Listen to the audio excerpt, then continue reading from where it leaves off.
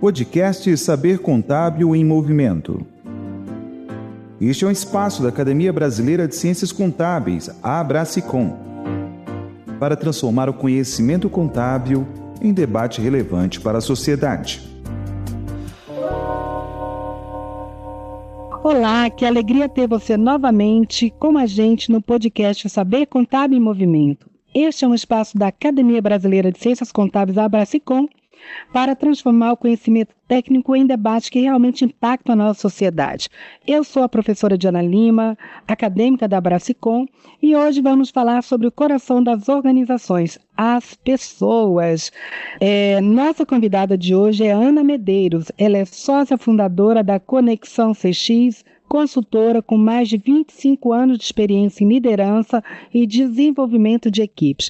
Há uma década, a Ana se dedica exclusivamente a ajudar empresas contábeis a saírem do RH operacional para construírem RHs estratégicos e times de alta performance. Seja muito bem-vinda, Ana. Maravilha. Olá, Diana. É uma honra estar aqui com vocês na Abracicom, né? O mercado contábil, de fato, vive um momento de transformação profunda e falar sobre gestão de talentos não é mais um luxo, mas sim uma questão de sobrevivência e sustentabilidade para os escritórios. Vamos trocar muita ideia boa hoje. Ana, falando aí desse cenário, né, muito se discute sobre apagão de talentos na área contábil, né? Em uma das suas palestras que acompanhei no evento Mulher Contabilista aqui em Brasília, você mencionou que o mercado contábil vive um momento paradoxal. Sobram vagas, mas faltam profissionais. Os dados que você apresentou mostram que 78% das empresas têm dificuldade em contratar. Por que o gap entre a academia e o mercado de trabalho se tornou tão crítico na contabilidade? Isso tem sido uma realidade, Diana, a partir do momento em que as disciplinas ofertadas nos cursos e nas instituições de ensino, elas acabam tendo justamente esse gap do que se é praticado no mercado, não é? Então, hoje busca-se muito um perfil consultivo, habilidades comportamentais desenvolvidas, a própria habilidade do empreendedorismo, a própria questão, né, da inovação e da tecnologia que está entrando com tanta força no mercado contábil. Então, existe um gap mesmo, uma falta de afinidade entre o que acontece nas academias e o que o mercado contábil precisa. Então, isso acaba distanciando a preparação desses profissionais de uma forma mais assertiva para o mercado de trabalho. Você fala, né, nas suas palestras, nas suas apresentações, que os empresários contábeis reclamam que não encontram pessoas prontas. Você costuma dar uma dica de ouro sobre olhar para dentro antes de olhar para fora. Como criar, então, uma cultura de aprendizagem pode ser a solução para essa escassez? Nós sempre temos o costume de buscar fora no mercado e a gente esquece de preparar as pessoas dentro das nossas próprias empresas. Então, geralmente, quando nós buscamos algum tipo de cargo ou alguma vaga fora, a gente esquece de olhar dentro e esquece de enxergar os potenciais que nós temos dentro da nossa empresa. E isso, claro, ele é fortalecido a partir do momento que existe uma cultura de aprendizagem dentro das organizações, né? Nós sabemos que o aprender, ele é constante. Então, que capacitação eu tenho feito para os meus colaboradores? Que treinamentos eu tenho disponibilizado? Como eu tenho estimulado a educação dentro das empresas? Uma empresa, ela se torna hoje sustentável a partir do momento em que ela se vê como um canal educador. Então, a gente precisa primeiro olhar dentro para depois olhar para fora. Um ponto que me chamou a atenção, Ana, na sua fala, foi sobre os líderes que não são líderes, mas sim técnicos de luxo. Na sua visão, o que caracteriza esse perfil e qual o risco psicossocial que um gestor despreparado traz para uma equipe contábil hoje? Pois é, da mesma forma que existe um gap de desenvolvimento de algumas habilidades nas instituições de ensino, os profissionais de contabilidade, eles não são preparados para assumirem equipes, para desenvolverem habilidades de liderança. Então, as empresas que têm um plano de carreira, por exemplo, linear, os colaboradores, eles entram em cargos técnicos, cargos de base, e vão seguindo ali a carreira. E quando é um plano de carreira linear, ele acaba adentrando-se a vagas de supervisão, coordenação, gerência, sem ter o preparo suficiente para desenvolver times e pessoas. E aí, por isso que nós falamos que são líderes, são colaboradores de luxo, né, operacionais de luxo, porque nós temos pessoas extremamente técnicas, competentes, inclusive, mas que estão subutilizadas no desenvolvimento das habilidades de liderança. Falando nessa dificuldade de reter talentos, o turnover na área de contabilidade é um desafio, sabemos todos. O custo de perder um talento, segundo as suas colocações, pode chegar a 2 vezes o seu salário. Então, além do salário, o que as empresas contábeis precisam oferecer, Ana, hoje, para manter seus melhores profissionais?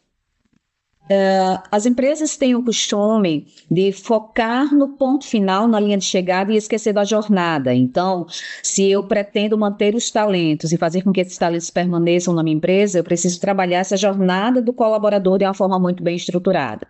Isso requer ter salários competitivos, né, ao mercado, isso requer ter o próprio plano de carreira estruturado, acesso à capacitação, a treinamento e sempre uma cultura de saúde e bem-estar. E isso faz com que a empresa ela seja estruturada de uma maneira muito mais sustentável, mas principalmente com entregas melhores para os seus próprios clientes também, né? Ana, para que o empresário que está nos ouvindo agora e sente que o setor de pessoas está pegando fogo, né, digamos assim, por onde ele deve começar a transformação para ter um RH estratégico? É possível fazer isso em pequenas empresas contábeis também, Ana? Claro, Diana, porque não é sobre tamanho, é sobre propósito, né? É sobre intenção de visão de futuro. A gente começa a fazer um trabalho voltado para um RH estratégico a partir do momento em que as pessoas elas são colocadas no centro.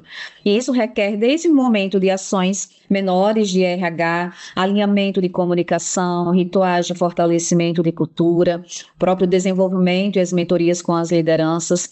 Tudo isso vai fazer com que comece-se a praticar um RH estratégico independente do porte da empresa. A partir do momento que nós lidamos com pessoas e entendemos a sua importância, já se pode trabalhar um RH estratégico. Eu fiquei muito impactada, Ana, com uma fala sua, que você fala que um gestor que não sabe liderar torna-se um fator de risco psicossocial.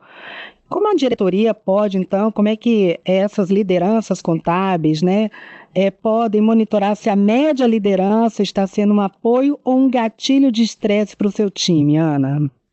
Então, quando a gente tem uma pessoa numa responsabilidade de liderança, porque liderança não é cargo, é responsabilidade, a gente precisa entender o quão qualitativo esse líder tem trabalhado junto à sua equipe. E ninguém melhor do que dizer como está o desempenho e o resultado do desenvolvimento de pessoas de um líder do que sua própria equipe. Então, os donos de empresas, CEOs das empresas, eles precisam estar atentos e escutar os colaboradores. E isso já vai dar uma margem, já dá uma atenção em relação a esse desenvolvimento e os gaps que o próprio líder precisa desenvolver. Porque se ele tem dificuldade de enxergar as pessoas como um caminho de desenvolvimento, e enxergar apenas o que é operacional ou o que é burocrático, ele tem um potencial fator aí de ter dificuldades de trabalhar as equipes e de cuidar com as pessoas também, né? Um dos alertas, Ana, que eu acompanhei nas suas palestras é sobre a fiscalização da norma NR1, que regula, né, que fiscaliza as empresas sobre os fatores de risco psicossociais. Você pode explicar um pouco melhor para nós do que se trata? Isso, a NR1, que é a norma regulamentadora, né, de segurança e saúde dentro das empresas, ela é a norma mãe, e até então as empresas, né, a NR1, na verdade, ela fiscalizava os riscos físicos, químicos e biológicos. A partir de 2024, com o aumento dos afastamentos nas empresas relacionados à saúde mental, à saúde emocional, a própria questão de saúde, né, que é um contingente aí mundial, entrou-se o fator de risco psicossocial, a NR1, né? Então, as empresas elas precisam se preparar, porque a fiscalização ela vai começar a partir do dia 26 de maio, agora de 2026, e as empresas precisam de fato entender que elas precisam dar condições estruturais. Eu gosto sempre de falar muito sobre isso. Não é que a empresa vai evitar que as pessoas totalmente tenham algum tipo de risco de saúde emocional, mas as empresas elas precisam dar condições de saúde e bem-estar do trabalhador dentro das suas organizações. Ana, você afirma também que cultura é quem você contrata, promove e desliga. Na sua visão, como o empresário pode evitar que a missão e os valores da empresa dele sejam apenas quadros na parede e passem a ditar efetivamente decisões difíceis do dia a dia? Na verdade, começa com ele, Diana, né? E aí isso começa em relação à questão da coerência.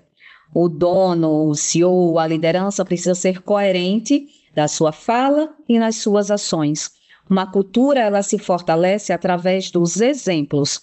O código de cultura, ele precisa ser vivenciado. Então, aquilo que está na parede escrito precisa ser vivenciado em práticas e exemplos dentro das próprias organizações. E isso começa sempre com o dono da empresa.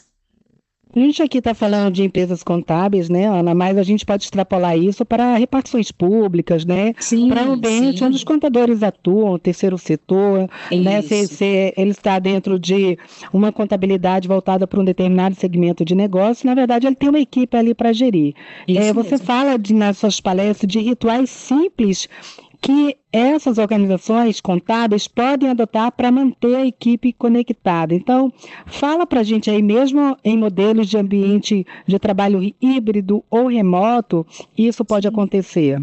Sim, os próprios rituais de reconhecimento, né, dos colaboradores, muitas vezes, nós temos o costume aí de olhar aquilo que não está funcionando, aquilo que não está bacana, legal, e esquecemos daquilo que funciona, das entregas que são realizadas com qualidade, né, dos efeitos positivos aí dentro da equipe. Então, rituais de reconhecimento, celebrações das conquistas, a gente esquece de celebrar as conquistas, isso fortalece cultura. Os próprios rituais de aprendizado é algo que eu gosto de tocar sempre nessa tecla, né? A gente precisa fazer com que as pessoas entendam o poder e a importância da educação. E tudo isso sempre linkado aí com os valores, né, e a missão das instituições. Porque tudo isso precisa partir de um ponto. E a partir de um ponto do que se precisa fazer e da onde se quer chegar, começa aí com essa missão, visão e valores. Então, o importante não são as quantidades das ações, mas principalmente a constância com a qual elas acontecem. Isso fortalece. Falando ainda sobre estratégias, né, voltadas aí para o bem-estar da equipe, Ana, como traduzir as metas de produtividade contábil em ações que façam sentido para o colaborador da base, para que ele se sinta parte do resultado? Pois é, existem sempre duas questões. Quando a gente fala sobre o OKR, que é um planejamento estratégico, é um modelo, uma metodologia ágil, muitas vezes, quando se fala sobre planejamento estratégico, é algo pensado na alta liderança e vai até ali no tático, né, na média liderança. E isso geralmente não desce para o operacional. Então, se o operacional não tem o conhecimento, como é que eu, que estou na ponta, vou fazer com que essas metas, esses objetivos, eles aconteçam? Então, levar isso para o operacional, para todos os cargos, passar, deixar transparente, alinhar comunicação é fundamental, e principalmente trabalhar com o time, com esses colaboradores. Por que que isso é importante para o trabalho deles? Aonde fica a minha parcela de contribuição? E ter momentos sempre de check-ins e momentos que façam com que os colaboradores percebam o andar do próprio planejamento estratégico. Então, torná-los importantes e autorresponsáveis também por essas entregas. Ana, você fala aí da sua longa trajetória, né, atuando nessas consultorias de talentos, né, de pessoal da área contábil, que muitas empresas que negligenciam o bem-estar pedem talentos mesmo pagando bem.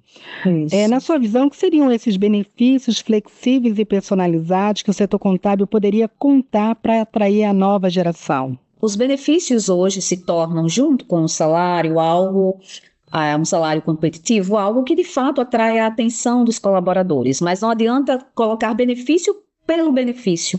É importante conhecer o seu time, conhecer o perfil do time. E aí o dono, o empresário, ele consegue conhecer o perfil dos benefícios que podem ser aplicados no seu time através, por exemplo, de uma pesquisa de clima, uma pesquisa de satisfação, porque isso acaba sendo um norteador. Não necessariamente o que funciona para uma empresa vai funcionar para outra empresa, porque vai depender do público. E isso traz uma certa assertividade. Mas ter benefícios flexíveis é sempre importante e se tornou um fator diferencial hoje nas organizações. Você diz sempre que o maior gargalo não é a falta de gente, mas de pessoas com o mix certo. Se você fosse dar um conselho aí para o estudante de contabilidade que está nos ouvindo, em qual dessas 3 áreas, técnica, digital ou comportamental, ele deve investir mais tempo hoje? Aí talvez as pessoas perguntem, ela vai falar comportamental porque é da área dela, mas gente, é comportamental, né? A técnica, na verdade, ela é o ingresso, ela não é um diferencial. É o que a gente chama de commodity, né? É o que te coloca no jogo. O digital, ele é urgente, nós sabemos disso, porque isso facilita e otimiza o nosso trabalho. Só que o digital, ele é acessível, né? Então, quando a gente fala, inclusive, sobre o digital, a curva de aprendizagem, ela é mais ágil, né? A gente consegue trabalhar isso de uma forma paralela. Mas, gente, o comportamental é aquilo que a faculdade não ensina, e é aquilo que o mercado valoriza. Então, a gente fala tanto sobre uma contabilidade consultiva, uma contabilidade estratégica, e para que isso aconteça, a gente precisa desenvolver em nós, profissionais, inteligência emocional, habilidade de comunicação, porque é isso que vai fazer com que a gente consiga permanecer no mercado como profissional de fato mais completo. Agora, uma dica aí para os nossos professores e pesquisadores que acompanham o nosso podcast, o Saber Contábil em Movimento, Ana. Qual aspecto da gestão de pessoas na contabilidade você acredita que ainda precisa de mais estudo e evidência científica para ajudar o setor a evoluir? De fato, Diana, enxergar os profissionais como agentes de transformação, né? E para a gente conseguir enxergar essas pessoas como agentes de transformação que estão ali e vão fazer as entregas daquilo que se precisa, da melhor maneira para o cliente, é fazer de fato um trabalho efetivo de conhecimento do time. Saber quais são as fortalezas e as fragilidades das pessoas com as quais eu trabalho, saber que tipo de capacitação, que tipo de treinamento será colocado para que as pessoas desenvolvam essas habilidades, conhecer necessidades e expectativas, tudo isso sempre funciona bastante. E uma liderança que faça liderança e gestão de pessoas, né?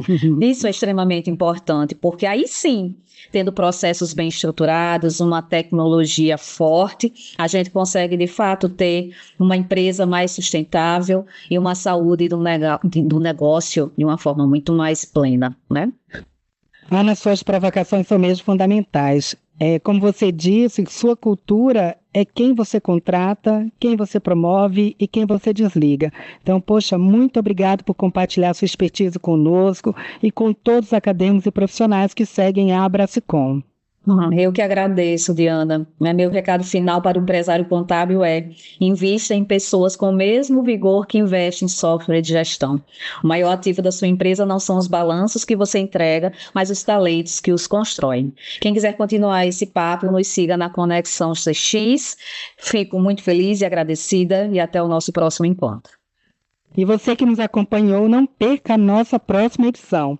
A contabilidade é a linguagem que conecta mercados e as pessoas são os intérpretes dessa ciência. Siga a Abracicom nas redes sociais e confira nossas publicações. Até breve.